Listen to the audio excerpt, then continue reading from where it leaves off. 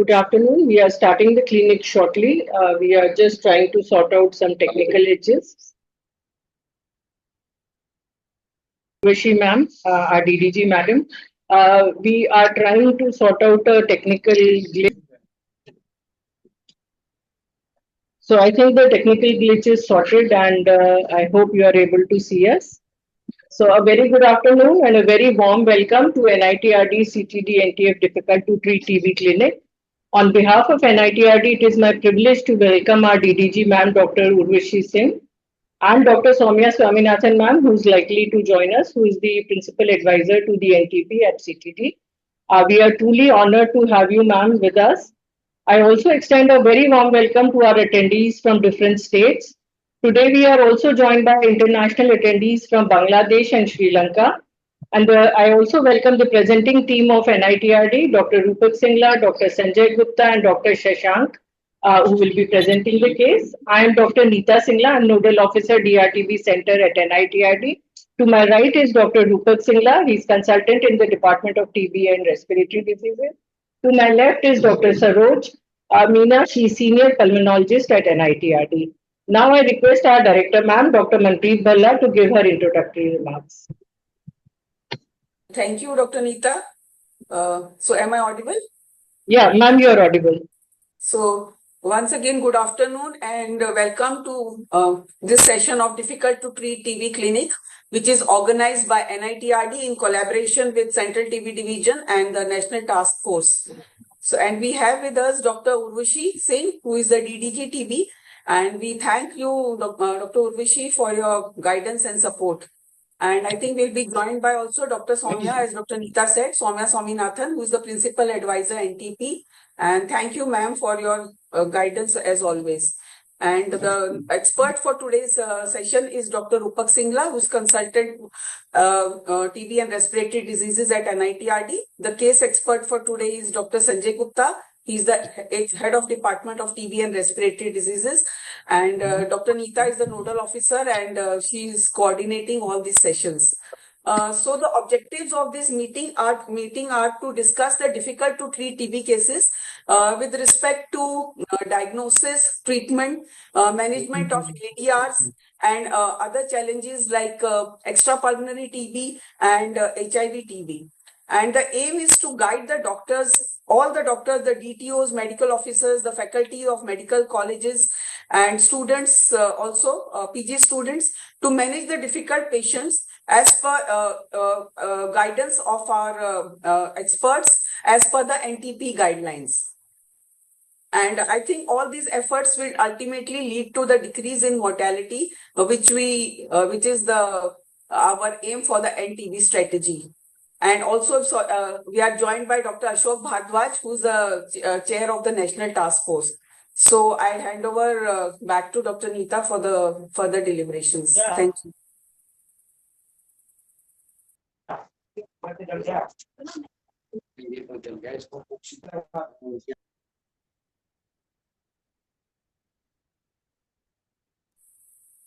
So, Dr. Neeta. Yeah. Thank you, Dr. Manpreet. Now I invite our DTG ma'am, Dr. Urvashi Singh, for her address. About ma'am, as we all know, before joining DDG, she has been supporting the TB program as professor of microbiology at AIMS. She is also a keen researcher and has many publications to her credit. We are sure that program will achieve new heights under her able leadership. Ma'am, regarding our clinic, Dr. Manpreet has already informed you. We have been running these clinics for 8 years now, and difficult to treat TB clinic we are running for more than 4 years now. We have tried to cover all types of cases: pulmonary, extrapulmonary, adverse drug reactions, and now we are discussing the ways to reduce mortality from TB. So over to Urvashi ma'am for her address. Thank you, Dr. Neeta. Thank you all. Thank you, Director NITRD. And, it is an honor to have the team who's so committed to, support Central TB Division for all the efforts, not only the difficult to treat TB clinic, but even otherwise in research. And so NITRD has always stood by the National TB Elimination Program in our efforts. Now, as has been initially pointed out, the mortality reduction remains one of our major targets, major aims, and we all believe that once we decide to, this is one target we can achieve with a concerted effort. We constituted a new committee where we have requested Dr. Rupak Singla to be the chair of the committee, which is a committee to discuss mortality reduction. And several deliberations have already happened. And I would request Dr. Singla, sir, to kindly give us a brief as to what our strategy for mortality reduction would be, maybe just a few points. And again, the case today is a case. What we have noticed is that there are several factors, which, like I said, Dr. Singla sir would address best. So what we have noticed is often the patients are coming late to the program. They have certain comorbidities which could lead to early progression of disease and mortality, which we will try to address under the program. But a collective wisdom, like I always say, all of us who are here today have been working in the field of TB for years together and can actually contribute. Each idea could make a salient indent in our efforts. We can actually get strengthened by each idea. So I would encourage the participants of the meeting today to kindly, reflect this case in their areas. If this case had presented to their zone or, for example, in the district TB officer's district, whether they would have dealt with these cases differently. If not, if this is the best that program could have done, then how can we expedite these patients' reach to the program? How can we facilitate that either the program reaches them or they...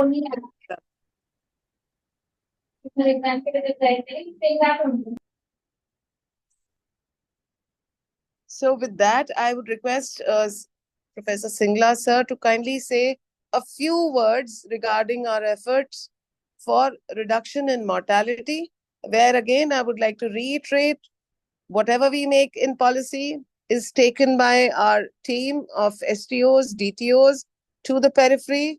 So you are a member without whom the program would not function. So Singla sir, please could you brief them?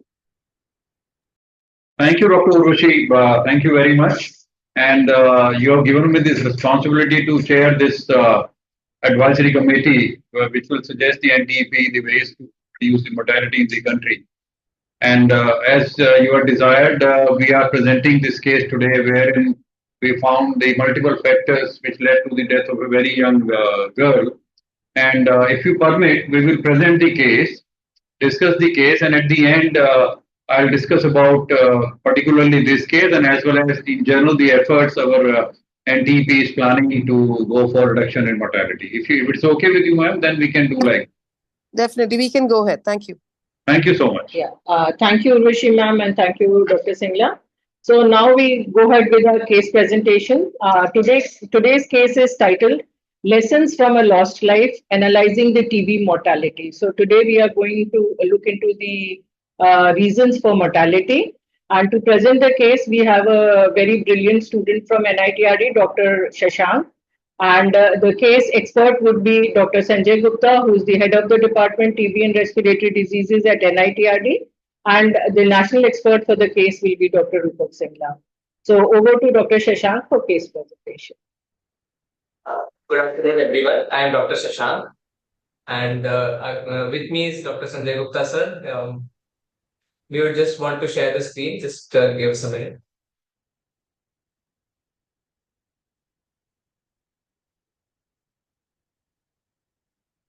Is it shared? Yeah, we can see that. So today we'll be discussing this case. The title of this slide is Lesson Learned from a Lost Life, Analyzing TB Mortality. So since we are an Apex Tertiary Institute for TB, we receive a lot of cases which have a following theme. So, and this is one of those cases which encompasses many of the problems that people face in part or in whole in the TB mortality scenario in this country. So, a 20-year-old girl, resident of Khidki Gaon, Malviya Nagar. So, on the left, the images of the her residence. As we can see, it's a very crowded residence with there is no proper ventilation in this. It's an overcrowded residence. The purpose of the image was just to highlight that. She has presented to our institute with a complaint of cough with expectoration for 4 months, fever, low grade, which is off and on in type, and associated with occasional chills for the last 4 months.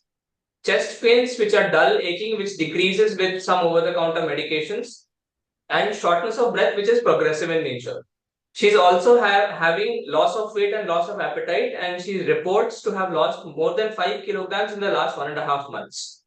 Her medical history is suggestive that she is having multiple bouts of infections every year, but they were never fully treated because the family was never able to take the girl to a proper physician to receive a proper course of antibiotics or any other proper treatments. So the medical history, there's no known comorbidities. At the age of 20, she is married. She has an obstetric score of para 2, living 1 and abortion 1. She's had a recent history of a spontaneous abortion 1.5 months before presenting to the hospital. The patient has taken multiple courses of antibiotics over the last 4 months, around 2 to 3 day courses which are prescribed over the counter by the chemist. Sept, the patient went to a private physician after 1.5 months of the symptoms onset, and the physician has clinically diagnosed the patient with pulmonary TB.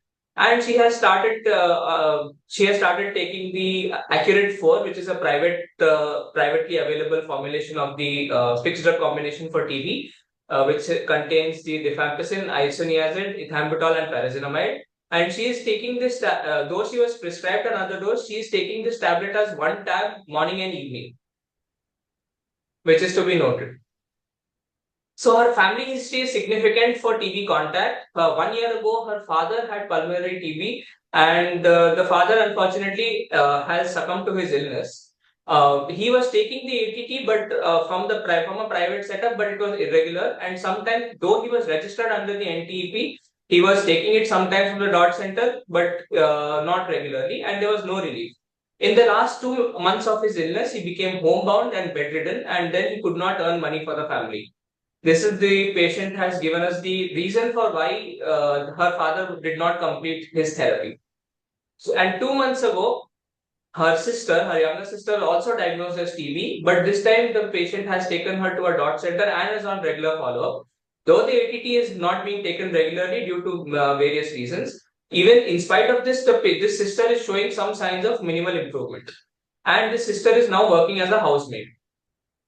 The contact investigation of the family members and including this patient of ours was not done even after the father was detected as TB. So, speaking about the family history of this patient, the patient lives with her mother and 3 children, all living in the same household. As we can see, it's a very small housing complex, but that many people are living in that place. The patient was working as a house help at a nearby housing complex, but she had to leave her job as she was a suspected case of TB, and no employer wanted to employ such a patient at this point. The patient was abandoned by the husband since the diagnosis of TB, which was not responding to the treatment, in fear that she will spread the infection to him and his parents. As the father of the patient has passed away, the patient was now the sole breadwinner of the family, supporting her mother and her 2 younger siblings. Now the younger sister has also started working as a housemaid. So, coming to the general examination, we are seeing that the patient was extremely pale, having conjunctival as well as the nickel pallor. She had a poor oral hygiene. No signs of dehydration were noted. The patient had a BMI of 14.2 kg per meter square with a height of 159 centimeters and a weight of 36 kilograms.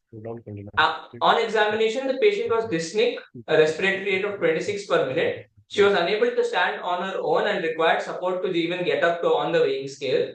She was emaciated, no signs of clubbing, icterus or generalized lymphadenopathy. The patient had fetal edema, which was mild and restricted to her feet. The vitals showed a pulse rate of 120 beats per minute, which was regular, and a systolic BP of 90 millimeters of mercury measured in the right arm in the supine position. On admission to the hospital, the patient was hypoxemic. She had an oxygen saturation of 89% on room air, which increased to 94% on 2 liters of oxygen via nasal probes. The neurological examination was not significant. There was no focal neurological deficit seen. Respiratory system examination has showed post crepitations heard all in bilateral lung fields. So this was the X-ray of the patient on presentation. As we can see, it's a chest X-ray PA view, which shows an extensive florid disease with nose area of the lung which is spared, and there are a lot of fluffy infiltrates. This denotes an active infection. So on the admission, on the day 1 of admission, as we can note, the hemoglobin of the patient was 8.8 grams per deciliter. The total leukocyte count was 7,390 with a neutrophilic predominance of 93%, and the platelet count was 2.48 lakhs. On investigation, it was noted that the patient was having some features of hypoproteinemia. Total protein was less, it was 4.98. The serum albumin was 2.12 grams, which is also low. Alkaline phosphatase was raised, 433. The urea and creatinine were normal. Serum sodium was low, 122. Serum potassium was 3.7, and serum bilirubin was 1.9 milligram per deciliter with an SGOT value of 68. Though the patient has not complained of nausea, it was noted on the examination that the liver enzymes were slightly elevated and the bilirubin was also slightly elevated. On admission, on the FiO2 of 36%, which roughly correlates to 3 to 4 liters of oxygen given by the nasal bronchs, the ABG showed the following: the pH of 7.304, a PO2 of 124, a PCO2 of 46, which is slightly on the higher side, a bicarbonate of 16.2, an actual value, and the standardized bicarb is 16.8. The anion gap was 16, and the alveolar oxygen gradient was 96.4, which denotes a patient with hypoxia. And the PO2 FiO2 ratio was 344.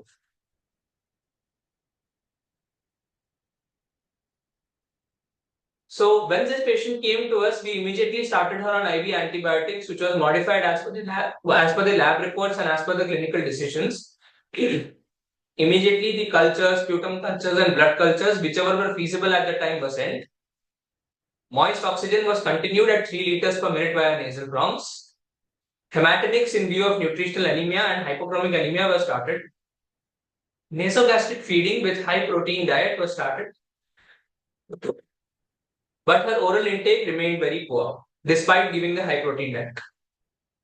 ATT was now continued at the same HRZD, but now with a dose correction. So the patient was given a sputum container and asked to expectorate the sputum for a sample, but the patient was unable to expectorate.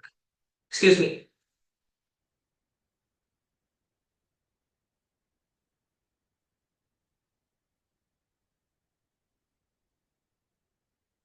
Sorry about that. The patient was unable to expectorate even with induction of sputum with 3% saline nebulization. And at that point, despite the patient being hypoxemic, it was very important to get a sample for some microbiological testing. And with the high risk consent, since our facility allows it, we had done a quick bronchoscopy with a bronchoalveolar lavage, which showed the CB done of MTB present and rifampicin sensitive. This sample was also put for an LPA, but the LPA was mere negative, and hence the sample was further processed for an MGIT culture for further microbiological confirmation the status of isoniazid, if that would be available. So while the patient was admitted in the hospital, we wanted to address the reasons as to why this patient is not improving even on ATT in the first 7 days. So since we have a new facility of therapeutic drug monitoring at our institute, this was started as per the protocol. And as we can see that the patient, as per her weight band, was given a fixed dose of all the ATT drugs, INH 225 mg, rifampicin 450 mg, and pyrazinamide 1200 mg. So therapeutic monitoring was done on day 7, and it was noted that for rifampicin and pyrazinamide, the therapeutic drug levels were not achieved, which was significant. So hence, to facilitate further recovery, injection amikacin was added since the patient has presented to us in the initial phase and we have started a fresh course of therapy. And the dose of rifampicin was subsequently increased with a constant LFT monitoring. The repeat TDM was planned after 3 weeks, but it could not be done as the patient succumbed to her illness. So this is a general overview of the patient vitals from day 1 to day 25. Despite of the best therapy possible, it was noted that the oxygen requirement continuously kept increasing. And from day 14 onwards, the patient just continuously kept deteriorating. So the first 5 to 6 days, the patient slightly improved, not very significantly. On day 15, she developed a left pneumothorax, and ICD was immediately inserted and the lung was expanded. But due to the prolonged hospital stay and due to multiple factors, the patient developed a hospital-acquired infection with a new radiological infiltrate, and she deteriorated severely over the next 10 days in the ward. The oxygen requirement suddenly increased. As we can see in the day 14, it's 3 liters per minute. Then day 25 and day 20, it's around 4 to 5 liters per minute. And on day 25, this is the day that she unfortunately passed away. The oxygen requirement was 10 liters per minute and still not maintaining a normal saturation. So as the requirement increased, she started retaining more carbon dioxide and the respiratory failure even worsened. And even though we had provided the NIV facilities, even then she was not able to maintain an oxygen saturation, though she was conscious at this point. This is the serial excess of the patient. On day 10, the large pneumothorax was noted and the ICD was immediately inserted. On day 15, the ICD was clamped and then subsequently removed. And yet on day 20, as we can see, there is marked radiological bursting and this new patch in the left lower zone, which is suspected to be a hospital-acquired infection.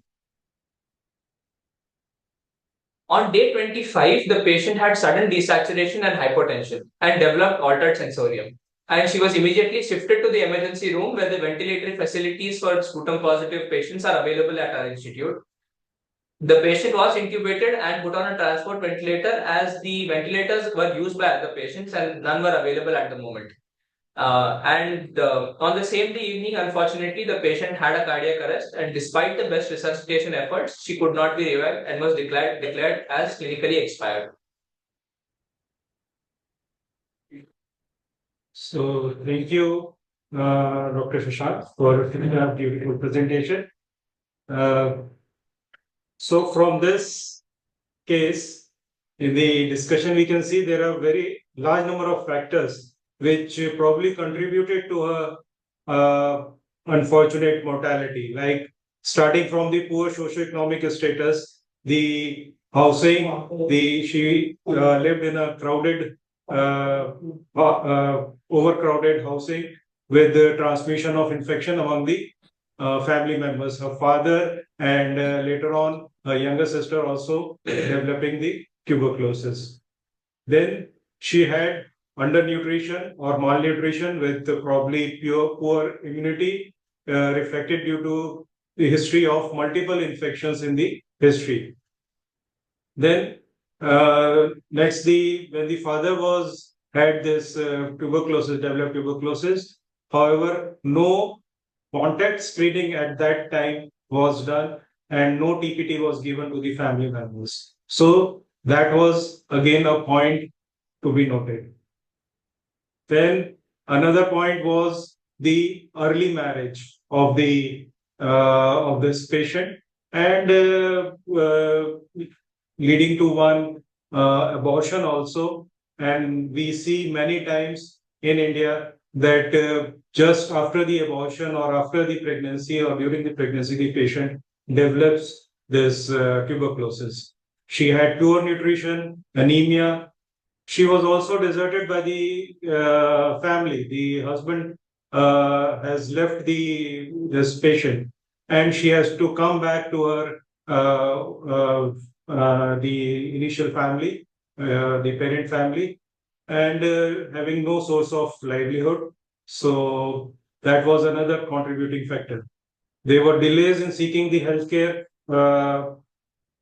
facility, and the patient took almost 1.5 months after developing the first symptom to get to any healthcare facility, and she had more faith in the private sector because of their availability probably, and she contacted a private facility, a private physician first. And there are multiple shifts from private to public and back sometimes. This also happens. There was lack of adequate supervision, of course, when patient is taking treatment from a private sector, and she left the treatment, became a loss to follow up during the treatment. Also, she didn't receive any counseling, any health education or any counseling for the family planning or for the nutritional rehabilitation. Obviously, she also could not afford to have proper nutrition. At presentation to the hospital, she was in a poor condition, where highly undernourished, extensive lung damage, bilateral, both the lungs involvement was there. There was increased work of breathing with respiratory failure, electrolyte imbalance, hypoproteinemia. Patient was also having mild pedal edema. So, because of this weakness, with profound weakness, she could not produce the sputum, or maybe because of as she was taking the ATT for almost 1.5 months, she was not able to produce adequate sputum sample. So a bronchoscopy was done, and the BAL confirmed that this patient had TB, which was rift sensitive. However, during the course of her treatment in the hospital, she developed initially pneumothorax, which was controlled, and then later on she developed the hospital-acquired infections. And but again, there is a point that when such patients require ventilator facility, same are not available in most of the hospitals. In our hospitals, though, we have kept 2 or 3 beds reserved for TB patients who require this ventilator facility. Even in this case, we could not put her on a regular ventilator. We had to put her on a transport ventilator because both the other ventilators were already in use for the other TB patients. There was a poor absorption of these ATT drugs in this patient, and which was well documented by the TDM which was done. And despite the best treatment provided in this our institute, including critical care, we could not able to save this patient. So this patient highlights glaring problems in our program, in the proper reach of the program in the community, which is still leading to mortality in more than 3 lakhs patients per year. So that is a big challenge for the program. Thank you.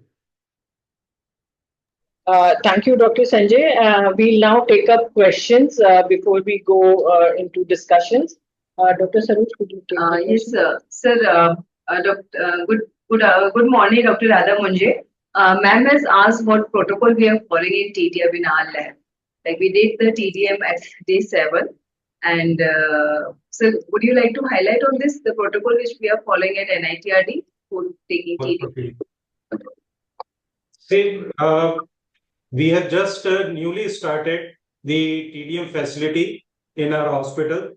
And in this case, because the patient was not improving on this medicine, which was on ATT since the last, or which she was taking for almost 6 weeks, we considered this as a possibility that maybe she is having some malnutrition and therefore these medicines may not be getting absorbed. So we did this TDM in this, which has been newly started. For this, the patient has to actually stop the medicines for 2-3 days, and then we do this for 24 hours, and then we do this therapeutic drug monitoring. We take the after giving the medicine, the samples are taken, blood samples. They are taken for at regular intervals. So, You see this regarding the therapeutic drug monitoring. The Dr. Radha Munje wanted the what protocol we are following. You see, we have been doing the TDM since 2016. Earlier, we did not have this machine with us, so we were sending it to NIRT Chennai. Now, fortunately, with the efforts of our directors, we have the machine now. If you see the global protocol is ideally speaking is that you give these drugs which patient has been taking at the same time of the day for about 6 to 7 days. So suppose for us what suits us is that we ask the patient to take the medicines at 8 a.m. in the morning for 6 consecutive days. 7 days. On the 7th day, patient comes to us. He or she is admitted in the ward for observation only. We give the medicine in front of us, and after 2 hours, we leave the patient. And ideally speaking, we prefer even at 6 hours. Why? Because it has been known that sometimes there is a delayed absorption. And we have also seen it that sometimes the 2 hours the levels are low, but at 6 hours the levels are built up. So to take care of that, but let me tell you, there are very many logistic constraints we had. When we are sending the sample outside, then taking at 6 hours means around 2 or 3 p.m. and then it requires the sample to be processed. We need to do the centrifugation to take out the serum and then add acetic acid and then take in a different vial and all that. It takes time. And then it is sent through the courier. And courier usually they transport their sample before the afternoon, somewhere around afternoon. So taking the 6 hours delays the sample by 1 hour, 1 day, sorry. And we've also seen sometimes the sample reached there and there was cyclone in Chennai, so the sample was lost. So we felt very bad about it that patient had come from outside the state for this facility, which is not there in majority of the hospitals of the country, and we lost the sample. But fortunately now, since we have this facility in our institute, we are using this facility. Of course, we are in the learning phase, and but the biochemist Dr. Devika is supporting us in this, and we are having the reports of the TDM in our patient wherever it is required.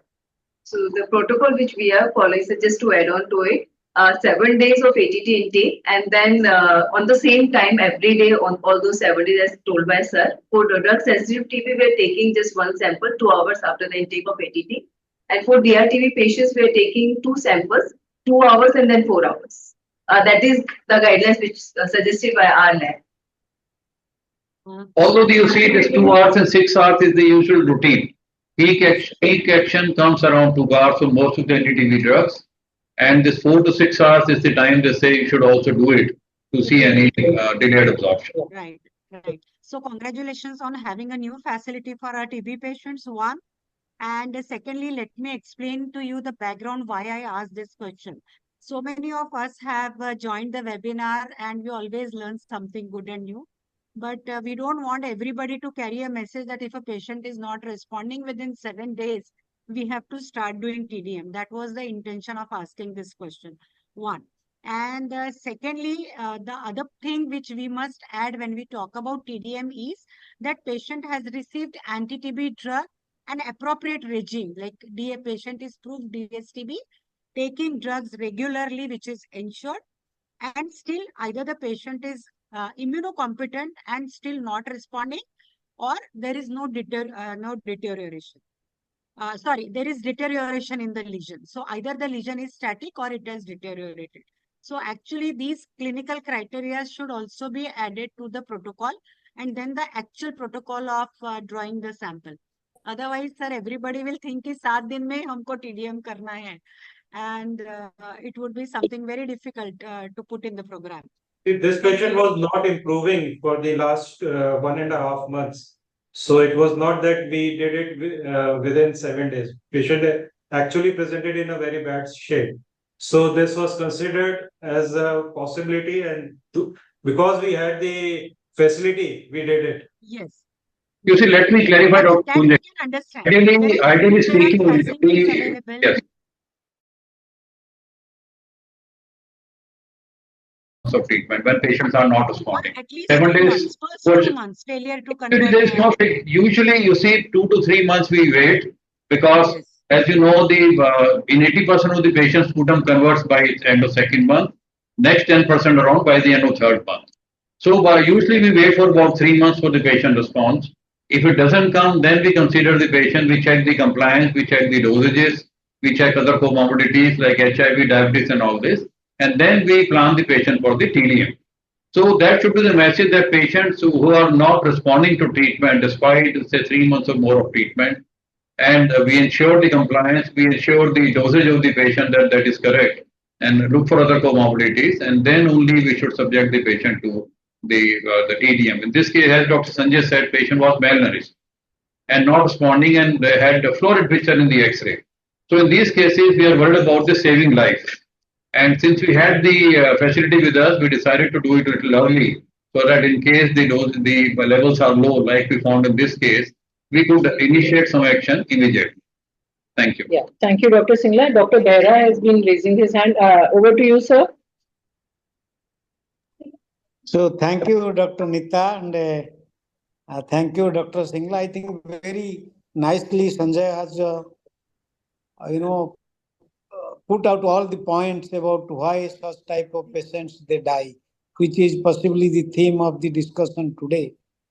But the only thing he did, he was little soft about how our program works. Maybe he's working in a government hospital, so he kept quiet about that aspect. You see, in the family, there was, I think somebody put a comment also, why contact tracing was not done. The father had got TB, he was not taking treatment, and the patient is in Delhi. In the city of Delhi, if a patient is having TB, he is not being followed up by the program. Why he should go to the private practitioner? Why he was not given why the DOT people did not follow him up? Then the elder sister has got TB. Same story. And this patient, by the time, of course, there are many social issues. Very nicely, Sanjay has told. I think the role of the program also comes here. She had got also bilateral. These are all miliary TB nodules. All the lung pills are involved. She came with the respiratory failure requiring oxygen therapy. pH was 7.3, and all those things. These are the different story that is very nicely Sanjay has told. But I think what we should tell while you are discussing the mortality and other issues, the program also should own up certain things, and then they should, the STO or whoever is looking after the program in the state of Delhi, they should be careful.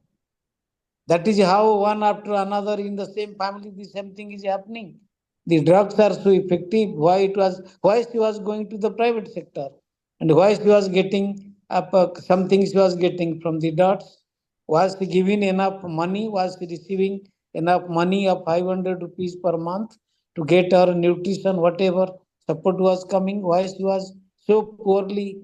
4.3 or 5 something you told was the total protein. So I think these are some of the issues we need to, because that was never told to us, Sanjay. Was he getting protein diet? Was he eating it? Or all the family was sharing the money? So these are the issues which the program need into.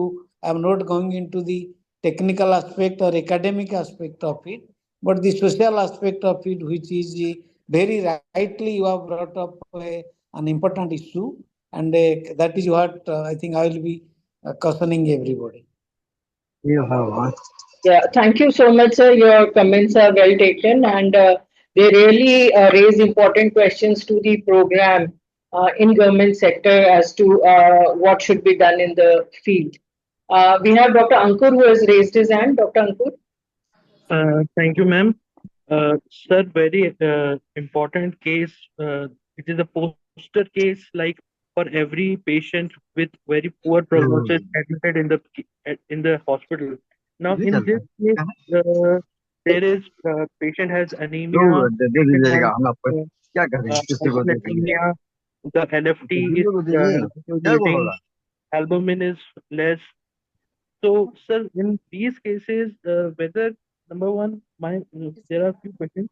Number one, should we also try to find out the opportunistic infections like fungal and bacterial by doing fungal cultures and biogenic cultures? My second question is, what about the ABG? Because there is a slight, yes, acidic pH was there, but PCO2 is also too big and bicarbonates are low. So how will you interpret the ABG in this case? My third question is, sir, the TDM confirms that R and Z is below acceptable values, and H is in acceptable range. So, do we, after getting this report, can we tailor individual ATT regime in such cases like you said, injectable was added, isoniazid was continued. So can we stop R and Z in such cases because we now have an understanding that the TDM is showing less values? And my another question is, there are two cases and papers regarding the use of prebiotic and probiotic in TB cases, which has shown that the general condition, because patient takes a lot of pills for the treatment. So they help prebiotic and probiotic. And my last question, sir, is the use of steroids, because this patient is in a state of septic sepsis and going into shock, the kind of picture. So a standard and regulated use of steroid is useful in such cases or not? Thank you. Thank you, Dr. Ankur. I think you've asked three questions for the audience, just so that Dr. Singla will take the questions. So there are three questions, and you need to. Yes, Dr. Ankur, thank you very much. You have been a bright student of our institute, and you're joining and always sharing your comments and questions, which is very good. So, so many questions you have asked, but let me see how many I remember. Regarding this, you see TDM, you mentioned that once the levels were low, we could have changed the regimen. So, based on our experience, which we had done 2016 to 2022, what we observed is that in case patient comes early, say within first 3-4 months, and the TDM is done and the levels are low, just by increasing the dosages of the drugs whose levels are low, we were able to get a response. Okay. But in patients who have been taking it, which is usually the story for 5 months, 6 months, 8 months, and then they come to us, in those cases, and we found the levels are low, because they've been exposed to these drugs for such a long time, we observed that if you just increase the dosages, it was not working. So we were doing both the things because the first line drugs are still the best drugs. And in these cases, the indication of TDM is when the drugs are still found to be sensitive. The patient has been taking, still the culture is positive, the drugs are sensitive, but the levels are low. So here we added some of the second line drugs along with increasing the dosages of the key drugs whose levels were low. So this is a strategy which we are following. And by following this, we are able to get a good response in our institute. And we published paper also when I think Dr. Midhesh has shared in the group of this experience. And let me tell you, it's a unique experience. Globally, if you see, these things are missing, that how to manage such cases. The epidemiological studies focusing on the prevalence of low levels are there, significant in the literature. But how to manage such cases is always a challenge, and that's why we shared our experience. Coming to the ABG findings, you see, in this case, the initially when they are hyperventilating, we found the CO2 is low. But then a stage comes when the patient goes to respiratory failure. So they start retaining the CO2. Like this patient had more than 40, more than 45. And also we found normally once the lungs are failing, the kidneys are supposed to act, and because the lungs are failing, CO2 is rising, patient goes to acidosis, and kidneys are given a command by the brain that they retain the bicarb. But in this case, if you see, despite having CO2 rise, acidosis, the kidneys were not retaining bicarb, and rather they were low. So it's indicating that patient was going to respiratory acidosis along with metabolic alkalosis, which is usually because of lactic acidosis. Patient's work of breathing is increased, muscles are not able to cope up, and patient goes to lactic acidosis, leading to fall in the bicarb levels. So that was the interpretation of the ABG in this case. And regarding the role of steroids, you see it's a double-edged sword. In these cases, once the diagnosis is not very sure, initially till the bronchoscopy and BAR was done, whether she is a case of drug-sensitive TB, drug-resistance TB, and even after the BAR, we just knew that this is a case of MDB, diff resistance not detected. We were not knowing about the level of H resistance, we were not knowing about the level of fluoroquinolone resistance, which in these cases is likely to be high. So here we usually avoid giving steroid once we are not sure whether the regimen which we are giving is targeted towards the DST pattern of the patient. But yes, it's a question that if you're losing the patient, then sometimes people tend to give steroids. But again, I have my own reservations. Our team had our own reservations in giving steroids. So this girl, rather we focus more on giving the anti-TB medication in appropriate dosages, along with all the efforts which have been described, like Imatinix, the antibiotics and other supportive measures, including oxygen. So that were given to the patient. And these are the three questions I have taken: the TDM, the blood gas analysis, and the steroids. Anything else, Ankur, you wanted to ask or you wanted to mention? Yeah, I think Sir, regarding the fungal culture and pyogenic culture, should we get these things also with sputum AV in? Definitely. In these cases, the super infections are very, very common. And as maybe you missed in the presentation, patient was given the antibiotics empirical to begin with, and then as the lab reports came and the response of the patient, the antibiotics were modified. And there are published papers that associated infections, pyogenic infections are very common in such cases. And that was taken care of. Thank you, Dr. Singla. Dr. Urvashi Singh ma'am wants to make a comment. Yes, ma'am. Sir, yeah, thank you, Dr. Neeta. I was wondering, did we find out the cause for why the drug levels were low? I'm trying to come to involvement of the gut. You know, in a patient so severely ill, we cannot rule out the dissemination of disease to the GIT. For the sake of all of us learners, you are aware we have done 3 studies. One in pulmonary TB patients where retreatment patient, second in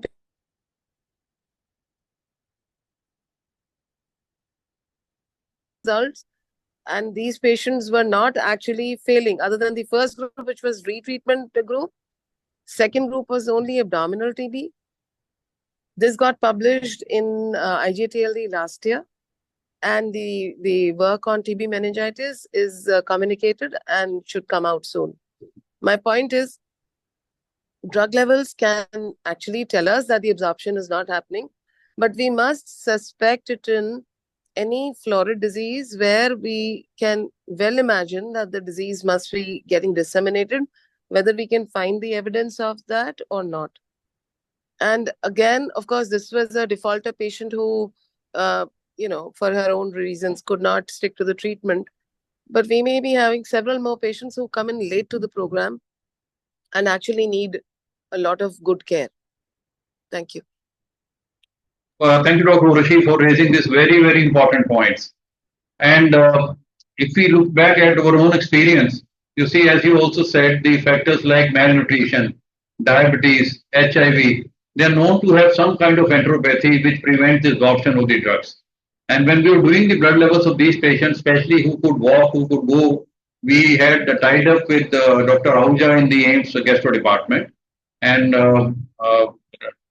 fortunately, he could cooperate. And in some cases, we did the endoscopy and the biopsy also. But we did not get, in these cases, any evidence of any thing which can explain the malabsorption. The GI tuberculosis in our patients we could not prove, although we must have missed in many cases, as you said, that is quite likely that associated in these cases with disseminated tuberculosis, the GI tuberculosis cannot be ruled out. So, plus you see when the patients are very sick, it becomes a big challenge to have the opinion of gastroenterologist and get the endoscopy done. But yes, for the benefit of all of us, we should remember that these other causes could also be there, explaining the low levels of the drugs in the blood, and they should be targeted. Thank you so much for your valuable comments, Dr. Opish. Yeah, thank you, Dr. Singla. I'll take question from Dr. Sangeeta. She has been waiting for a long time. Dr. Sangeeta, are you there? Mute. Is muted. Dr. Swayam? Yes, madam. Yes, you've raised your hand. Any question or comment from you? Actually, I think that there exists a clear-cut scope in the improvement of our program to enable these types of patients to get the best treatment, be it in the form of telemedicine or be it in the form of increase in the incentive of the NPY or be it in the form of the private practitioners, some guidelines for private practitioners which who can be under the control of the program. Okay, so your comment is well taken, sir. Dr. Sangeeta? Yeah, I think I can. I think I'm unmuted now. Yeah, we can hear you. Yeah, because I'm joining from my mobile, so I think my video won't be running. So, I just wanted to say that we published this data of 6.5 years. That is the admitted children in our hospital. Out of 1,380 admissions, that is almost 1,400 admissions, 74 children died. And the starking thing which was that the 43%, that is 58% deaths occurred within 1 week of admission. So this is the point which I want to highlight, that and that the late referral is one thing which we need to strongly advocate for our program. That those patients who are not improving, they should be sent earlier to the health facilities where the management can easily be taken care of and best done for these patients, and sepsis and severe anemia. And the striking thing was that 7 children, that is almost 10%, they died on the day of their admission. So these are the things I wanted to speak about. Rest, it's really nice that we are now focusing on the causes of mortality. And I think even our pediatric eco, we would like to present this. This is a very important area which needs to be, because each case is a learning experience for all of us. Thank you so much. Thank you, Dr. Sangeeta ma'am. You really brought in a very important point that we need to, timely diagnose the patients who require admission. And I think this also brings in a very important aspect that not many hospitals are admitting TB patients. They are left with very little choice. Any patient, if he's a known patient of TB, most of the private hospitals and most of the government hospitals will turn them away. It's only TB hospitals there to reach, and TB hospitals have limited beds. So even the admission facility for TB patients is an issue which the CTD needs to look into. Absolutely, Dr. Neeta. We've already discussed this in many meetings. We are writing to the National Medical Council and seeking their help. Plus the National Task Force that is scheduled this month we are going to bring this up, and we're going to actually, with our AIC efforts, where all of your support is also there, we are bringing in this concept of airborne infection control, and that all hospitals and DRTB centers need to be equipped to deal with airborne infection control. We will have to stress this on all hospitals to segregate beds for TB and not to turn away patients with TB.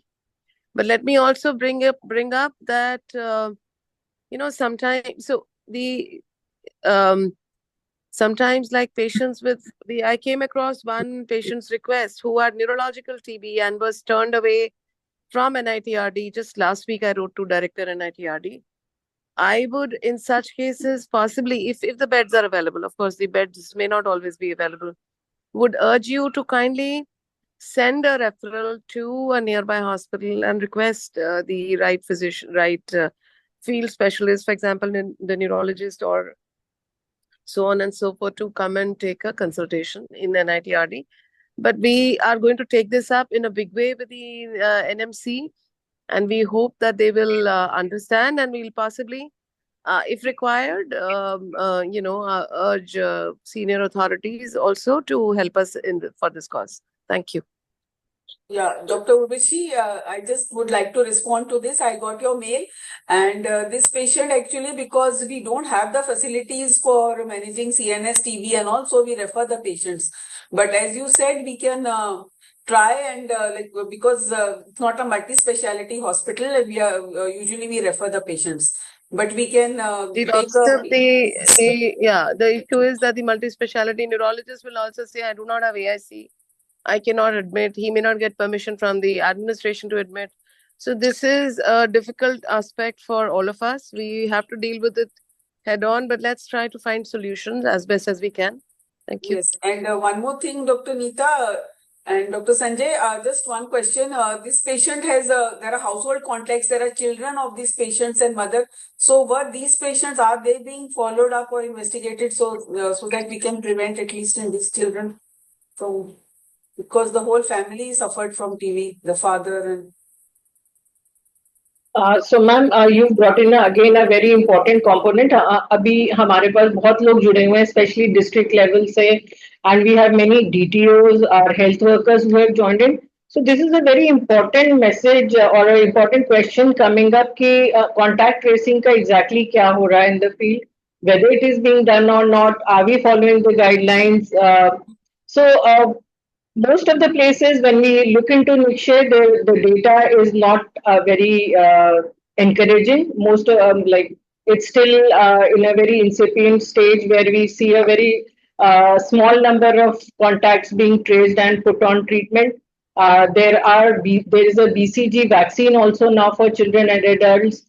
So some patients going for BCG, some patients are going for TPT, some are going on 6H, some people are going on 3HP. So there are lots of things happening in the field, and there could be some confusions also. So Dr. Neeta, can I come in here? Yeah, sure. I would like to, yeah. So thank you for this very, very pertinent question. Two things. TP, but for BCG, that is an under trial study. And for want of TPT or for want of BCG, what is happening is the active TB cases are not being picked up. What is happening at the ground level, countrywide, people are not getting an X-ray done, not examining the patient, not asking for symptoms. Unless we rule out active TB, none of this is going to be helpful. So I am going to urge all the DTOs, the household contacts have been exposed to the patient. We do not know for how long. It is our first duty to first catch anybody who may be having active tuberculosis so we can offer them TB treatment. In addition, those who do not have active TB can be given TB preventive treatment. For the sake of the BCG trial, the districts where BCG trial intervention is being run or controlled so this is a research study, and our first aim has to be detect active TB, treat active TB, those who do not have active TB in the household can be given preventive treatment. Thank you so much. Thank you, ma'am. Your statement on admitting the patients and on TPT is very encouraging for all of us. That all these matters are being discussed and looked into at CTD. So that's very encouraging. Thank you, ma'am. Neeta, Yeah. Can I just also Hello. add, good there is afternoon. adequate Hello. TPT available. There is adequate TPT available with the program. We have bought much more than what is being used. So kindly feel free to use TPT, but unless you've ruled out that active TB along with symptom screening, physical examination and X-ray followed by NAT where required, do not forget to take good care of the vulnerable populations, old age, past TB treatment, diabetics, HIV, alcoholic smokers, these 6 categories which are very clearly vulnerable populations. For these, we will in fact encourage direct NAT testing of these patients, especially if they are already in contact with a known patient. So kindly go ahead. We have secured supplies for NAT consumables. We have got rate contracts for consumables as well as drugs. Hopefully, keeping our fingers crossed, we will not run into shortages. Earlier also shortages happened because the suppliers were giving delayed supplies. Nevertheless, we are working hard not to let that happen, let that repeat. So kindly take care of all these, and we are soon going to roll out a package where all the experts from today's meeting also are contributing, where we'll have intensified work, intensified case finding in high burden districts, high mortality districts. But that will come in later. These are the policies today. Kindly follow them all. X-rays have to be done, whether Jeet is there or Jeet is gone. Jeet came in for a little while. Our X-ray facilities have been there with us. Kindly utilize them. We're also working on procuring new handheld X-rays. But again, you're aware procurement takes time. We will, try to make handheld X-rays available as far wide as possible. So kindly support us and follow the right protocol.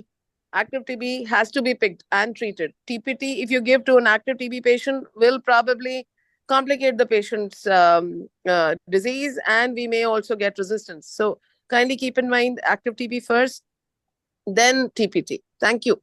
Thank you. Thank you so much, ma'am. And now I welcome Dr. Soumya, ma'am. Ma'am, we've been waiting for you to log in, and as discussed in the last I've been listening.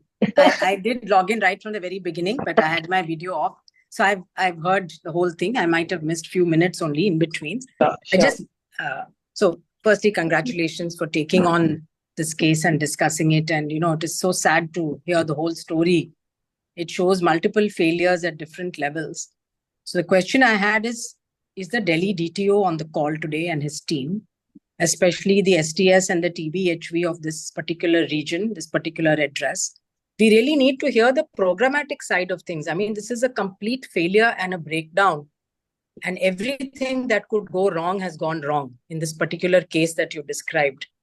Starting with the father, and the fact that he himself was irregular.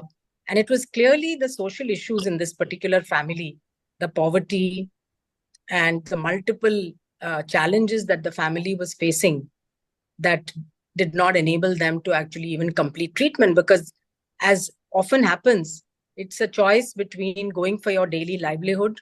Do you continue to go and work as a maid so that you can get your monthly salary? Or do you go for treatment? And maybe she had side effects or he had side effects, we don't know.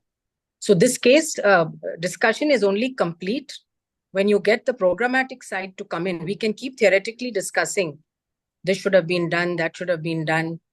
But why don't we hear from them what actually happened and why? They might have their own challenges. They might have some very good points, but clearly the system has failed. And this system is failing day after day, our patients. This is why I wanted our death cases to be studied, because imagine a 20-year-old girl. Imagine if this has been our daughter. Will we be sitting quietly now and accepting that this is the fate which should happen to somebody so young, just because she's poor, just because she had no social support? So even though we are doctors and we only think our responsibility is to give the medication, TB, we know, is a biosocial disease. And therefore, we know that poverty plays a big role. And the government from its side is trying to have all the programs for Nikshay, Poshan and all. But we do need the NGOs to get involved. But that linkage has to be made, So TB, this is why I think the identification of a high-risk patient and the intensive follow-up that we have been discussing. What is differentiated care? Differentiated care is not all TB patients are at the same risk of death. And for us, our first and primary objective should be how do you eliminate any TB death from happening. After that, let us think about other things, So once you're in the hospital, she came so late. I think all of you did your best. We know that when patients come, like that, at the very moribund, multiple things start going wrong. And you end up with a multi-organ failure or an ARDS or a secondary infection. This is what has happened. So that is only one side of the story. We have to minimize this happening again. And I know that every day these stories are being repeated, especially in our cities with so much of urban poverty and this overcrowding. It is happening, but also in the rural areas which are less served. So I think this lesson for me is the cascade of care. We should analyze every case from now on by the cascade so that we can pinpoint the different points in the cascade where something could have been done and the outcome would have been different. Something could have been done, the outcome would have been different. Then say, okay, why did that not happen? What happened? The STS did not visit. The TB-HV did not visit. Was the initial BMI not taken? Was nobody even following up that patient either by phone or by... So those details were missing in this presentation, and the programmatic side is completely missing. I request the DTO Delhi is online on this call, or anyone who knows about this patient from it's not to find fault with the DTO, with any of these people. No, it is to understand the challenge. What happened? Do we need more human resources? Because ultimately we have to now make a strategy for the next 5 years for the TB program. We are nowhere near elimination, that we all know, but we are also very high mortality. So if we are going to suggest to government that this is how we want to strengthen it, I think these are the learning opportunities for us to say that this team of people who's supposed to look after X number of patients in the community is not able to do it for the following reasons. It could be distance, it could be time, it could be transportation. So I think my request to the programmatic staff to present is definitely not to find fault with them, but to understand from their perspective what happened. How do we strengthen it? How can we prevent it from happening today, tomorrow, day after tomorrow? The next death should be prevented, right? So hospital-based care is only one very small part of the story. Most of the story is occurring in the community. And therefore, I think that is the aspect that we need to look into. The differentiated care guidelines, I hope we will come up very soon with them. The committee is working on it. It has to be simple. It has to be applicable at all levels. It should not need a doctor. A TB-HV should be able to make out that this patient needs hospitalization. And as Urvashi and many others said in the past, hospitalization has to be ensured. That patient should not be running from one hospital to another because a TB bed is not available. That is something which has to go, I think, from the health secretary down to through MD, NHM and everyone, that no facility in the country, private or public, must turn away a TB patient. That should be an order that goes and then you can at least take good care of the patient, when they're in the hospital. But in the home, what all can you do? That's the other thing. Other points have been highlighted already by Dr. Urvashi about, screening for TB in the household of infectious patient and using X-ray, using every modality and starting IPT, but only after ruling out active TB. We know there's lots of subclinical TB, so we need to do an X-ray. It's not enough to ask for symptoms. Many people with symptoms in the house, without symptoms, will have a lesion. So we must rule out through an X-ray minimum, and then if possible through a molecular test, and then only start IPT. So it is quite challenging to do all of this for thousands of patients. So I'll turn it back to you, Dr. Singla, and to say... Ma'am, for children, we've traditionally done physical examination also, all in contact. Physical to karna hi hai. So I think physical for all. contacts In fact, में what I hear, we should actually examine the patient properly. वो absolutely, नहीं हो पा रहा. The बिल्कुल नहीं DTOs होता. are all trained physicians. I mean, they're trained medicos. So I'm देखिए, sure they आजकल के can डॉक्टर take जो care. है ना, they are not touching patients. This I am hearing from many places, that the doctors of today don't go and examine. You only see the investigation reports, and you miss so much because you have not examined. So I think you raise an important point. Physical examination, whether adult or child, followed by the required investigations. So that has to be done. And then the linkage with hospitalization when needed, but also linkage with some NGO who can provide social support. You know, I think this We're working on that as well. Along with nutrition, we will work on finding some social support organizations, SHGs or women groups or something like that. We're planning that. Let's make that more concrete. TB champions are there, you know, they can be, they can follow up, they can at least flag to the team that these patients are, you know, under severe stress, either due to poverty or due to something else. So thank you for this case, but is there anyone from the program who can throw a light? Because clinically we can keep on discussing, you know, but I think programmatic is important. Thank you, ma'am. You've really highlighted very important things, you know, for the field that we should be looking into. So, Dr. Shashank, do you have any? I think this patient is from UP and migrated to Delhi recently, as it was discussed. Good afternoon. Actually, ma'am, this patient is a resident of Delhi. Though native is in UP, she is a resident of Delhi and she was registered under the Delhi.Scare. So, as per what the patient has communicated to us, that she had gone to a private physician first and then she has taken some ATT, which was not very clear as per what history she has provided and as per the documentations that she has had. It was said that she was given the Accurate 4, which is a private formulation of HRZE. And as per the documentation, it was clearly mentioned that she has to take it as 3 tablets once a day on an early stomach at the initial phase when her weight was appropriate. So the prescription of the tablet was appropriate, but for whatever reasons, many reasons, the patient was unable to afford the that's what was.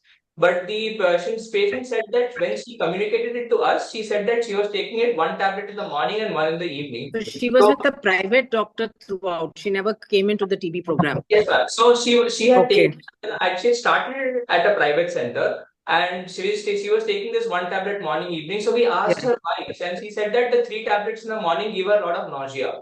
And so that part is fine. I want to know whether she ever came within the TB program or she stayed with private. Her father was registered and she was briefly registered, but she never went to the center because no one followed up. No one followed up.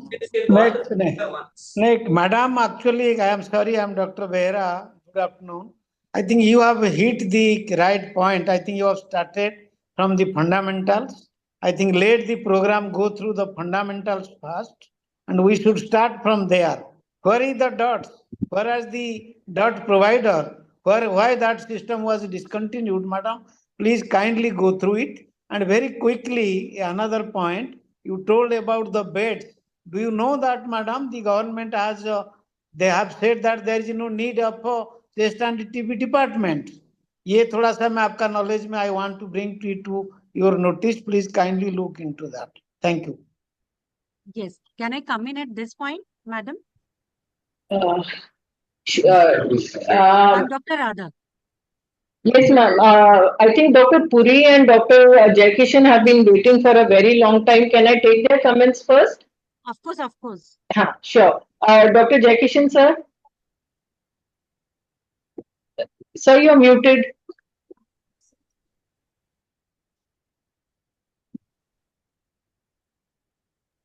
Dr. Jaikishan, आपकी आवाज नहीं आ रही है. Sir is not able to unmute. Maybe Dr. Puri, sir. Till then, we can take your comments. Hello, am I audible? Yes, sir, you're audible now. Okay, so it's a welcome step that we are having in the concept of the therapeutic drug monitoring.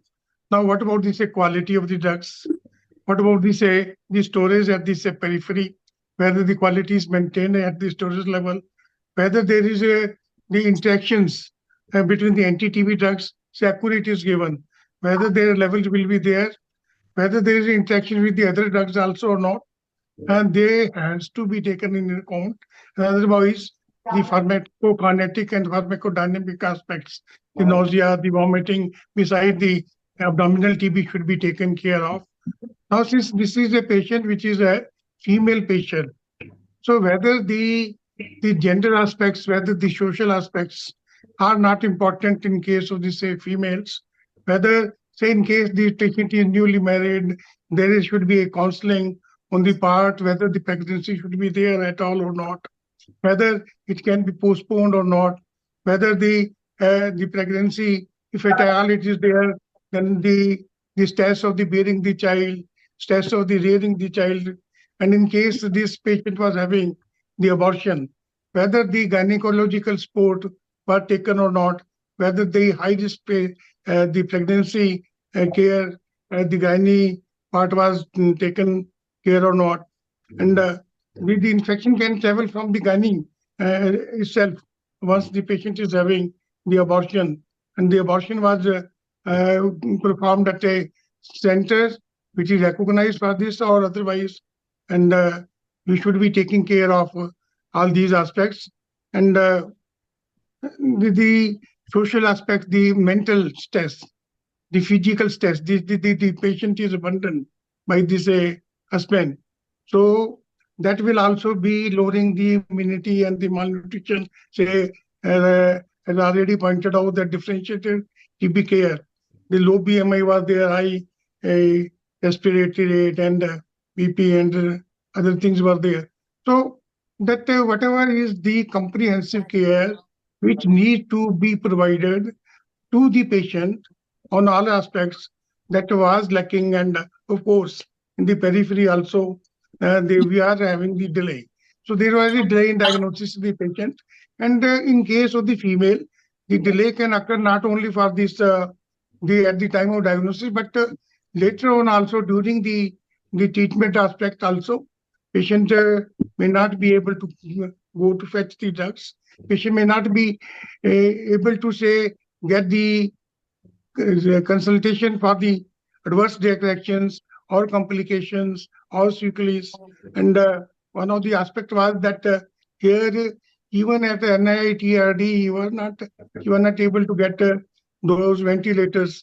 Whether we should be providing the dedicated ICUs, at least at the all the medical colleges and at the district levels. These are the questions which need to be looked into for the comprehensive care of the patient. And we should also be looking for the gender aspects, the social aspects, psychological aspects of the patients of the TB. Yeah. Thank you. Thank you, sir. Your comments are well taken. Dr. Puri, in very short, we'll take your comment.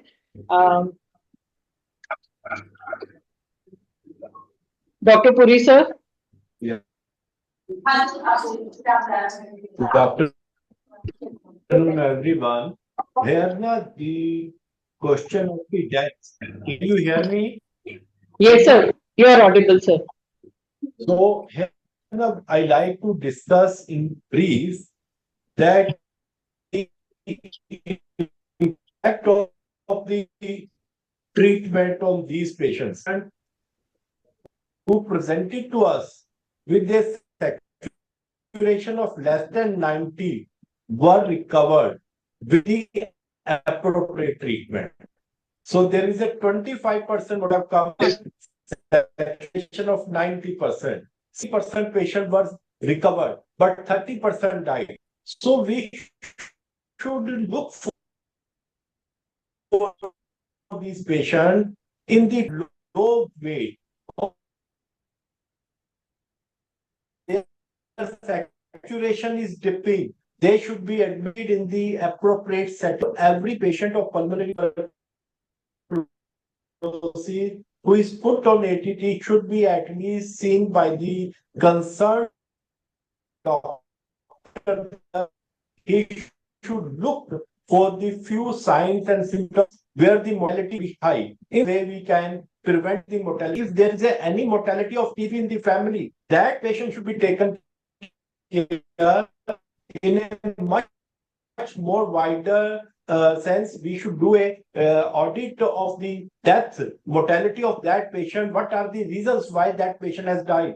It can be a drug resistant, it can be a poor nutrition, or it can be respiratory failure. As I have told you that the most of the patients who are coming in our hospital, they have low saturation. ECOG score is 4, they are not able to walk, and their body mass is less than 18% in majority of the cases, and they are up to 11%. So these are the factors. As a doctor, I am telling you from the doctor perspective, from the medical practitioners, that they should look in the TB patient in order to decrease the mortality. And I fully agree with the comments of the learned Dr. Behra and our Department of TB control, that we should implement all our guidelines, which are the standard of care of guidelines, to prevent these mortalities. So in this way we can achieve, because more than 1,000 patients are dying every day in our country. So our aim should be to decrease the mortality, because TB is a curable disease. Thank you. Thank you so much for your comments. Dr. Sanjay, you've raised your hand. Yeah, good afternoon, everyone. Actually, there was a small comment I wanted to make. My name is Dr. Shashank. So, actually, we are all discussing here about the fact that what the program can do for the patients. And for some reason, the priorities of the patient always get ignored. So, as we can see, even in this case, the patient has reached a healthcare facility. So, accessibility to that healthcare was not a problem. The prescription of the medicines was not a problem. So from a technical and a medical perspective, the efforts, though were not to the best of the abilities, they were done. At least the bare minimum was done for this patient. The priority of this patient was probably to feed her family, or to feed herself, or to take care of her siblings, or to take care of her mother. So it's like the old adage goes, you can take the horse to the well, but you cannot force it to drink the water. So even in spite we are giving the medicines to her, there is no guarantee that she will take those medicines on the time as prescribed, unless you see it in front of your eyes. So probably, sir, if something like that can be addressed by the program, by the new task force, then that would be great, sir. So the thing is that the earlier we used to have fully docs, where each and every dose the patient used to take before the health worker. If that is again introduced, then this type of thing can be addressed. Secondly, in the other point which I wanted to make, for reducing the mortality, we have started one program of triage and treat program in collaboration with ICMR and NIRT, Chennai, sorry, ICMR Chennai. No, Chennai. So with that, the patients are being triaged in the periphery at the centers, and they have been given some parameters when they should suspect that this patient is serious and should be referred for admission and treatment after that. So we are finding some good results with that program. But again, there are issues. Some of the districts, they are not screening the patients properly, and sometimes the patient refuses, and sometimes we do not have the beds to admit them. But we have admitted more than 40 or 50 such patients till now who are severely undernourished, and we have found very good results by following that protocol. Thank you. Thank you. Thank you, Dr. Sanjay. And a very last comment from Dr. Radha Munje. Yes. Thank you for allowing me. I know we are at the closure. I take forward what our DDG madam and Soumya has said and Dr. Behra has added. What we have to look into any such case. The reason is that they do visit a healthcare worker or a doctor, whichever qualification the doctor has. So there is a point of contact, but that point of contact is not changed into an opportunity to diagnose. And hence here is a missed opportunity. This adds to not only delay in diagnosis, but the catastrophic cost. So एक ऐसा point आ जाता है कि they have exhausted, they know they are not getting better, but still they would not go to a doctor. And that is why then they land up with tertiary care centers with such a poor general condition that nothing much can be done, and it adds to the mortality. the program has to look into the areas where each visit can be changed into an opportunity to diagnose tuberculosis and thus preventing the delay. The most important in this case, if we talk here or see, is that the father was suffering from TB. We were all talking about TPT, but we have to understand that when we give TPT or offer TPT, the first and foremost that we do is we look for the symptoms and if symptomatic chest X-ray. So here what we actually do is an active case finding amongst the close contacts of family members. This opportunity if we miss, so there are two opportunities which we are missing. One is ACF in the household contacts or close contacts.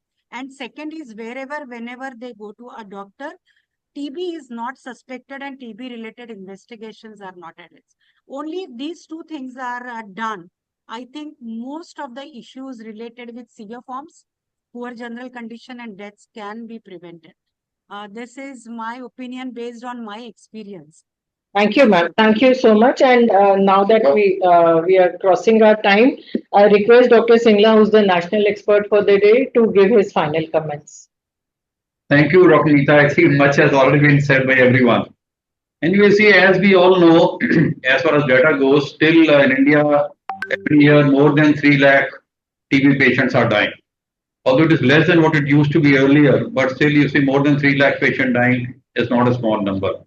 Especially when the SDG targets in the NTB strategy, they are expecting 0 deaths from TB. So we have to really work on this. And equally disturbing is the fact that when we analyze the time between the diagnosis and the death, most of the deaths, the average time was 2 months. So people who died, they died within 2 months. And among them, more than 50%, it was around 55%, they died within 1 month of diagnosis of TB.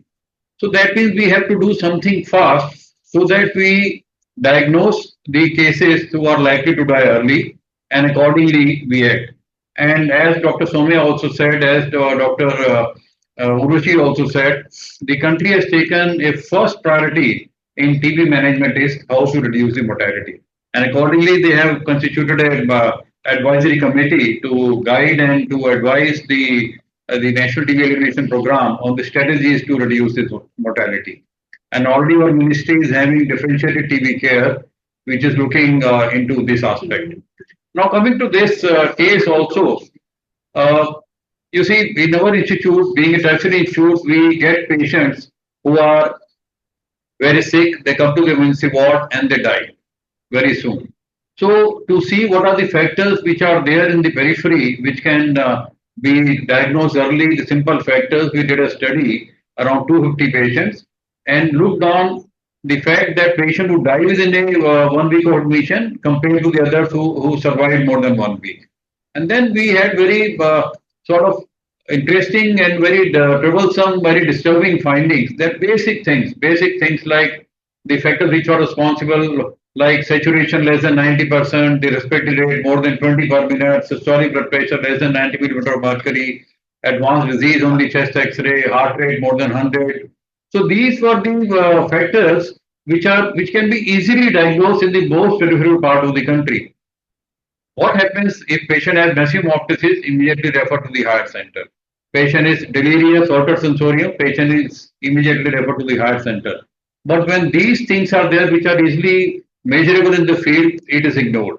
They are either not advised admission or they are just sent to the smaller nursing homes where they are not able to take care and many of these patients they die next. So in this study, we also worked on to have the risk assessment tool. But let me tell you, I'm not very much in favor of all this because they take time and sometimes they are complicated. Next, please. So what we inferred from this study was that primary triaging, that is triage the patient early who are likely to die, very simple factor as Dr. Urvashi and Dr. Soumya, they have been emphasizing from day one. We need very, very simple risk factors which are predictors of death.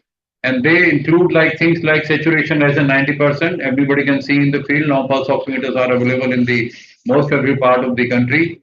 The malnutrition, the tachycardia, tachypnea, the low blood pressure, and in case patient reaches the next heart center where the facilities like the X-ray chest, hemoglobin, serum proteins are available. In this study also we found that the advanced disease on the chest X-ray, severe anemia less than 7 grams, hyperproteinemia, they're also very important factors which predict mortality.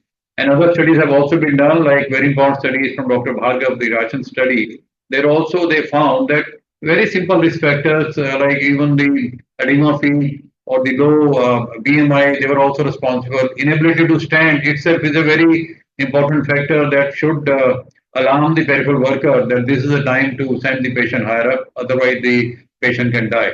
And in the Dr. Bhargav study, they also found very effectively that if you take care of the malnutrition, it can save the deaths. So significant mortality reduction was observed in the study that just by supplementing this patient with good nutrition. Next. So from this case, there are a lot of things are going on in this committee which has been constituted by the ministry. But I'd like to focus in these two slides regarding this case. So malnutrition and anemia, both are very, very important risk factors which are commonly missed in the periphery. And we have to train our peripheral workers that in case they find this, it's a predictor of mortality, they must immediately refer the patient to the higher center and not only refer, they have to follow the patient, whether patient reaches there or not, and they have to ensure the patient is admitted there. So this committee is also looking for identifying the simple risk factors, we call it rising factors, that could be identified in the field level. The workers are trained to identify these factors, and then this patient can be referred to the higher centers. And the differentiated TB care, when we analyze, the committee found it not very user friendly. We analyzed the differentiated TB care various models like Karnataka, the UP, Jharkhand, Himachal, the Tamil Nadu. But we found that a lot of recording reporting is required. Many targets have been set for this. Target means that each and every patient you have to record whether triaging done, triaging not done. So that increases the workload 10 times on the worker. Instead of just training them that if these are there, these simple factors are there, you immediately refer. In case you are more busy in having recording and reportings, I think the output is difficult to be achieved. That's what the committee members are feeling. So it was also discussed is the adherence to the treatment. You see, we are going back again to the DOTs, the docs. Good that people raise this point. If you see today, the supervision is lacking. We had a clear policy in the intensive phase, each and every dose is to be observed. In the continuation phase, once a week it is to be observed, rest are given to the patient. Today, if you see, there is no clear-cut policy of supervision. And I'm sorry to say that if you see the field condition, the adherence has been severely compromised. And we need to work on this in case we feel that mortality has to be reduced. Adherence has to be ensured, and we need to supervise the patient for their treatment in case we want to move in the positive direction. And also, as seen in these cases, in this particular case, the contact tracing was not done. When the father had TB, contact tracing with the family members should have been done. They should have been given the TB preventive treatment, which was not given. Maybe by giving that, this death could have been avoided. Another important thing is an early diagnosis and treatment. Like in this case, patient took first contact to the doctor was 1.5 months after she had symptoms. So we also need to see that how to improve this, the action taken on the part of the patients. They should be easily available to the nearby areas where the patients are staying. We should diagnose them early, and not only diagnose them early as TB, we should also make all the efforts. Today we have the genotypic methods, the molecular methods by which we can come to know whether patient is drug sensitive TB, rifampicin resistance TB, or H monopoly TB, so that we can start the appropriate treatment on time. Only then the life can be saved. And also we need to equally focus on the comorbidities, like we all know diabetes, HIV, smoking, alcoholism. They're very, very common things which are also associated with the mortality. Next. Then you see, after that we come to the once the patient has been triaged from the periphery and reaches the hospital. You see, if you see, very commonly it is seen that very sick TB patients who are sputum positive, they are not admitted by any corporate hospital of the country. Now, no hospital in the country is admitting severely ill sputum positive case. They are turned back. And even in the government hospital, if you see, sometimes the beds are not available. Even if the beds are available, the provision for giving the critical care treatment which the patient needs. So that is lacking. And when you talk about the ventilator, I'm not aware of how many, maybe one or two or three hospitals in the country, in the entire country, which are providing ventilator care to the patients. Even in our institute, our main ICU, because of the proper lack of the AIC measures, we have, for the time being, we are ventilating them in the emergency room. And so that we can save the life, we are ventilating them. And if you see the data, significant lives have been saved. Because a patient who needs ventilator, if it is not given, patient is sure to die. So in these cases, when once we intubated them, we found that many lives could be saved. Then also I feel that the less emphasis is being given on the universal airborne infection control measures, not only in the house, in the vicinity, at the workplace, and also in the hospital, which include private hospitals and public hospitals. In case these measures are taken care of, then the hospitals will feel comfortable to admit them, whether it's private or the public hospital, and then we can think of having the ICUs, we can think of ventilating these patients. And as already been discussed, the lack of health education, lack of nutrition support, like in this case, lack of family planning counseling to these patients. At the age of 20 years, patient is already married, one abortion and one child, and you can know what will happen to the child now once she is no more. What will happen to the family, to the younger sister? What will happen to the mother? We know what is going to happen to them. So as a package, we have to target all these things. And in our this committee for reduction of mortality, we are trying to look at all these things so that we can suggest to the program. But as Dr. Behra also said, Dr. Uroshi also mentioned, and Dr. Somya also, we need to work something practical. There are so many things on the head of our workers, so many new initiatives that we find most of the time they are busy with recording and reporting rather than the work for which they were hired, for which they were supposed to do. So with these few words, I'd like to stop. Thank you very much. Thank you. Thank you, Dr. Singla. It was very nicely summarized.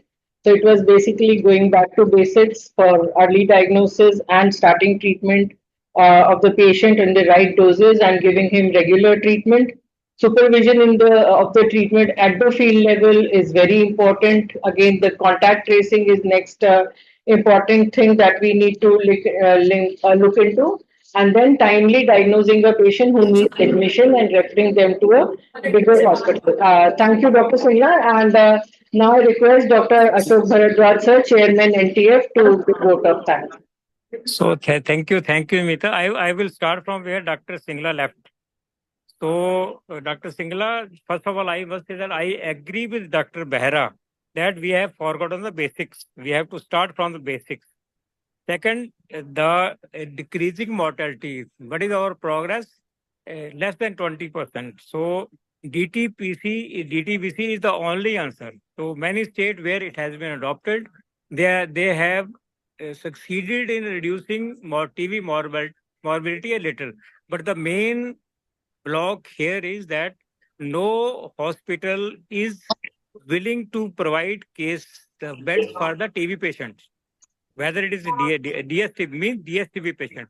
So the reason is that the private institution, my concern is with the private institution. They say that now there is no department as pulmonary medicine or respiratory medicine or TB and chest disease. So why we should have the beds then? So I agree with Dr. Behra. It is the irony of fate that this NMC has done it. But sir, I promise you that we had an audience with the minister in the first week of October.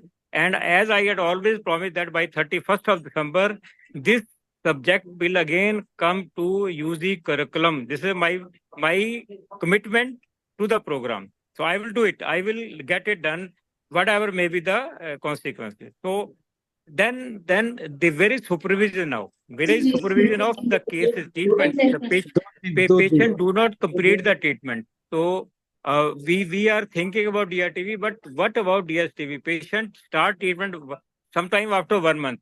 So the program guidelines are not being followed. It's not universal, but it's not followed in many of the institutions in the country. So we should go to the basics, and here we are faltered, and we should hit those points. Of course, decreasing TB mortality is one of the motive. So only if we have reserved bed at the periphery in community health center, at the district hospital, in the peripheral bigger hospital or the medical college. If we have reserved beds for the patient, then we can think of reducing the mortality of the TB patient, because as Dr. Singla also, no hospital is willing to admit TB patient. Forget DRTB, only DSTB patient. So we have to seriously look into this matter, and I will request Dr. Somya Swaminathan and Dr. Urvashi to please look into this seriously, and we have to have a solution so that we can thrash this issue. So thank you, Nita, for giving me a chance. So, but again, last point is we have to go to the basic, where the patient have the medicine and regularly and complete the course of the treatment. So, and start the treatment as early as possible after the case is diagnosed. So that is my last point. Thank you very much. Thank you for giving me a chance. Sir, I would like to address one of your points, Dr. Urvashi here. Sir, Yes, you yes, are the current chair of the National Task Force for Involvement of Medical Colleges in the National TB Elimination Program. I am thinking of the day we initiated it, me with Dr. S.K. Sharma in 2002 when we started the NTF. Yeah, I know. Yes, madam, yes. Our aim was to have the medical colleges on board, but like you yourself have highlighted, the medical colleges may not be following all the National TB Elimination Program guidelines. There is lack of reporting of cases. There's lack of reporting of the PTBR from the presumptive TB patients who are being tested. There is no data reported to the program as to how many patients were initiated on TB treatment, how many were DR. So these are the things we would request you to kindly cover in the NTF that we have planned. Yes, in ma'am. This is one of the agenda. This is one of the agenda. Also, sir, आपने जैसे कहा कि NMC के साथ आएगा. So this has to be driven very, very carefully. Like all of us know, beds are not available, but a lot of experts are advising on the chat box. Why can't we follow the COVID example? For during COVID, all the other admissions were stopped, and mortality in other NCDs, etc. Also, we came across mortality due to non-admission of non-COVID cases. So COVID model, it's a good thing to state, but difficult to emulate. We can't let all other patients not get the due care. My point is, why not drive for restricting beds for TB, for maybe a ward which has AIC, maybe suggest them to create airborne infection control in 1 ward, 2 ward, more wards, and ensure TB patients get admitted when they require admission. This has to be driven both by you and by the CTD. So we are planning on writing to the NMC first. We'll try to meet the NMC chief also. But this is something that we must urge during the NTF to all the participants, that why are we refusing patients? Why are we not admitting? Once we know what are the reasons, we can suggest options on how to, what solutions can we suggest to those people. I mean, they may be having genuine concerns. We can write to their directors, deans, that kindly ensure TB beds so that admissions are not refused and patients do not die for want of care. Thank you. So, ma'am, if you are coming on 17th early evening, then we will have some discussion before NTF also. Ji, sir, we'll try to be. Yes, sir. Thank you. Thank you, sir. With this, we close our today's session. Thank you so much for joining. Thank you, NITRD, Dr. Neeta Singla and team, and the director for the amount of efforts going into this, and Dr. Singla sir and his team, Dr. Gupta and Dr. Shashank, if I'm not missing the name, for bringing this case to us, and your continued efforts in TB care. Thank you. Thank you. Thank you, ma'am. Thank you for your presence and such a nice discussion, and giving us a direction to work on. Thank you so much. There is a feedback link in your chat box. I request everyone to give us your feedback. It really helps us to improve the program.